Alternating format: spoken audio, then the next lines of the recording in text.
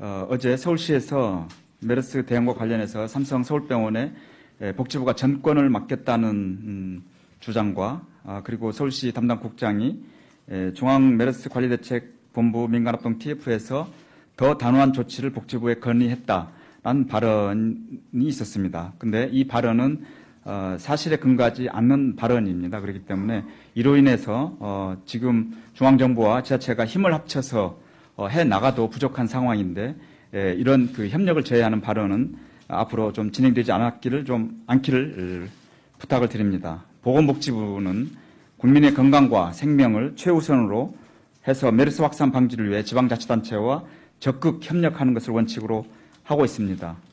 서울시에서 일부 건의도 있었습니다만 오늘 정부에서는 국무총리실 주관으로 방역관리점검조사단 가칭입니다. 를 삼성 서울병원에 상주토록 해서 방역 조치에 총력을 기울일 예정입니다. 두 번째로 삼성 서울병원 민간합동대책반 즉각 대응팀의 조치사항에 대해서 말씀을 드리겠습니다. 민간 전문가 10명, 보건복지부 방역관 등 6명, 역학조사관 4명 등 총 24명으로 구성된 메르스 삼성 서울병원 즉각 대응팀이 활동을 지금 시작하고 있습니다. 현재 병원 격리, 자택 격리 등 5,588명을 격리하고 있고 아울러 최근 그 발생 환자에 대한 추가 역학조사와 분석을 실시하고 있습니다. 특히 137번 환자의 CCTV 동선 분석 등을 통해서 원내 전파 위험성을 지금 현재 분석을 하고 있습니다. 그리고 원내 부분 폐쇄 조치에 따른 이행사항을 점검하고 격리 병실 등 감염 관리 현황도 점검할 예정입니다. 다음으로 추가 확산 우려가 되고 있는 부산 좋은강암병원에 대한 조치사항을 말씀을 드리겠습니다. 143번 확진자 관련 확산 방지에 총력을 기울이고 있습니다. 우선 역학조사를 하기 위해서 중앙역학조사반의 긴급 대응팀을 파견을 했습니다. 방역관, 역학조사관 그리고 민간합동 TF 전문가가 현재 참여를 하고 있습니다. 특히 부산경찰청의 과학수사대의 협조를 받아서 CCTV를 지금 분석을 하고 있습니다. 현재 조치상으로는 좋은강암병원을 운영 중단해서 코호트 형태로 운영을 하고 경찰이 출입을 현재 봉쇄하면서 접촉자 리스트를 작성을 지금 하고 있습니다. 한서병원의 접촉자 명단, 그리고 센텀병원 응급실, 자유병원의 그 대상 인원 등에 대해서 자택격리와 이동격리 조사를 지금 현재 하고 있습니다. 이와 관련해서 코호트 격리에 대해서 말씀을 드리겠습니다. 이 코호트 격리는 추가적으로 확산을 방지하는 데 대단히 중요한 정부로서의 조치 사항들입니다. 특히 이 코호트 관리는 노출이 심한 의료기관에서 접촉자를 의료기관 내에서 격리하는 것이기 때문에 추가적인 확산 방지에 크게 기여할 걸로 생각이 됩니다. 현재 의료기관 내 격리 주요 병상은 건국대학교 병원, 강동경희대병원, 메디힐병원, 동탄성심병원, 굿모닝병원, 아산충무병원, 대청병원, 건양대병원, 을지대학병원, 창원 SK병원 등입니다. 그리고 어제 수도권 의료기관장 긴급회의가 있었습니다.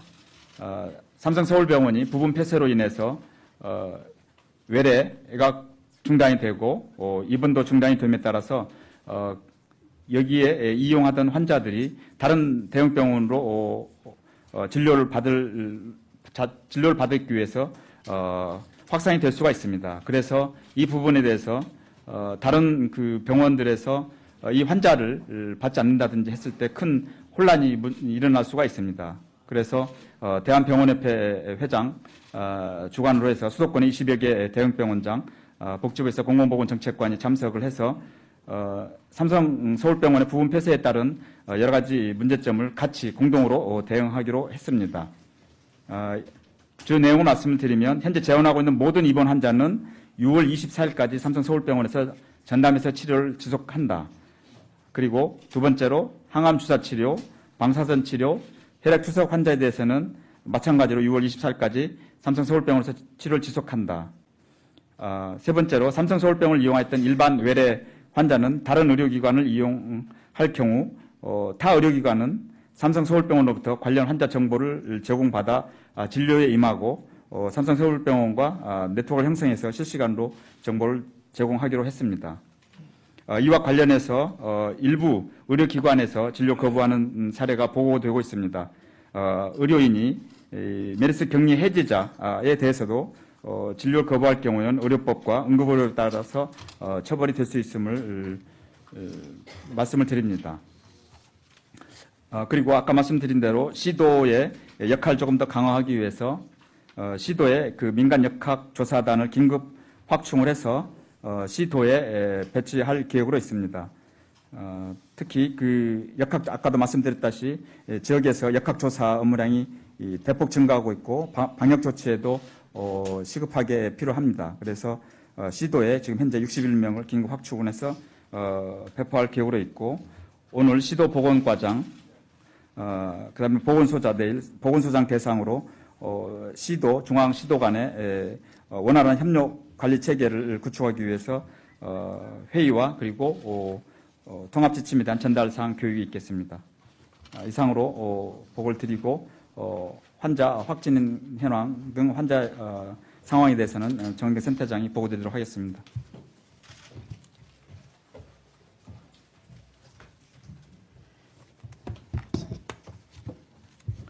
환자 현황에 대해서 보고드리겠습니다. 확진자는 총 150명이고요. 현재 치료 중인 환자가 120명, 퇴원 환자가 14명, 사망 환자가 16명이었습니다. 전일 대비해서 신규 확진자가 5명, 퇴원자가 4명, 사망자가 2명이었습니다. 환자 상태는 103명, 86%는 안정적인 상황이었고 17명은 불안정한 상태입니다. 감염 유형별 환자 현황을 말씀을 드리겠습니다. 주로 병원에서 진료받던 환자분이 감염된 경우가 70명, 47%였고요. 환자를 돌봤던 가족이나 방문객이 감염된 경우가 54명, 36%였습니다. 병원 관련 종사자가 26명, 17%였습니다. 퇴원자의 특성은 총 14분이 퇴원을 하셨고요. 남자가 8명, 여자가 6명이었습니다. 이 중에 2분 정도가 기저질환이 있으셨습니다. 사망자는 총 16명이었고요. 남자가 11명, 여자가 5명이었습니다. 사망자 16명 중에서는 14명께서 만성호흡기 질환, 암, 심내혈관 질환과 같은 그런 기저질환을 가지고 계셨습니다. 오늘 확진자 특이사항에 대해서 말씀을 드리겠습니다. 신규 감염자 5명의 감염 경로를 역학조사한 결과 146번 환자분은 삼성서울병원 응급실에서 체류를 하셨고 147번 환자분은 123번 확진자와 그 동일한 그 진료를 받은 의료기관에서 체류하셔서 감염된 걸로 파악이 되고 있습니다. 148번 환자분은 건양대에서 환자를 진료하다가 감염된 걸로 추정되는 의료진이었으며 149번, 150번은 대청병원, 경국대병원에서 동일한 병동에서 감염된 걸로 파악이 됐습니다. 이상입니다. 예, 질문 받겠습니다. 예, 먼저 손 드신 KBS입니다. 네, KBS 최현주입니다. 저 2가지 질문 센터장님한테 드리겠습니다. 지금 사망자 16명 중에 그 기저질환 없이 돌아가신 분이 지금 2명 정도로 보이는데요. 이분들의 사인에 대해서 판단 어떻게 하시는지 한 가지 여쭙고요. 또 그다음에 응급이송요원 137번하고 IT 업체 직원 그분들은 이제 관리 대상에서 빠져 있던 것이 이제 정규직이 아니고 파견업체라든지 용역업체여서 그렇다라는 게 있는데 이 부분이 실제로 그런 건지 그렇게 따지면 이렇게 정규직이 아니라고 해서 우리가 관리가 안 되는 범위가 상당할 수도 있을 거라고 보여집니다. 이 2가지 질문에 대해 답해 주시고요. 아울러서 지금 의사 4명이라고 오늘 자료에 나왔는데 4명이 몇 번인지 그거만 좀 간단히 마지막으로 확인해 주십시오. 일단 사망 원인 중에 기저질환 없는 거 답변 먼저 부탁드립니다. 네, 사망자 16명 중에 기저질환이 없으신 분은 2분이셨습니다.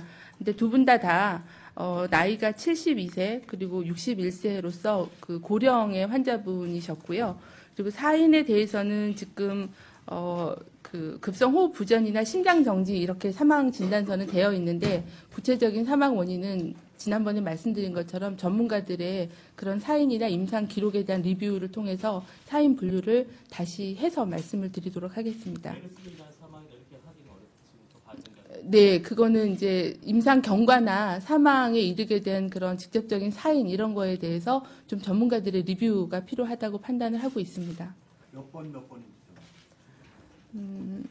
51번과 81번 환자였습니다. 81번 환자는 폐렴 때문에 네, 폐렴이 있으셨습니다. 기저질환 아니에요? 예, 분류하기가 예. 그리고 넥타이 파견업 관리대상 빠져있던 부분에 대한 보안 요원인 경우에는 어제 말씀드린 것처럼 한 달에 2번 정도 응급실을 방문하시는 그런 근무 일정이어서 아마 그 감염의 위험도나 이런 것들이 낮다고 판단이 됐던 것 같고요. 그리고 이송 요원에 대해서도 저희가 그거는 이제 오늘 제가 세부적인 그런 역학조사를 해서 명단이나 위험도가 어떻게 분류가 되었는지에 대해서는 조사를 할 계획입니다. 지금 조사팀이 나가서 그분에 대한 전반적인 어떤 관리 상황, 그리고 노출된 그런 접촉자에 대한 명단을 작성을 하고 조치 계획을 논의를 하고 있는 상황입니다.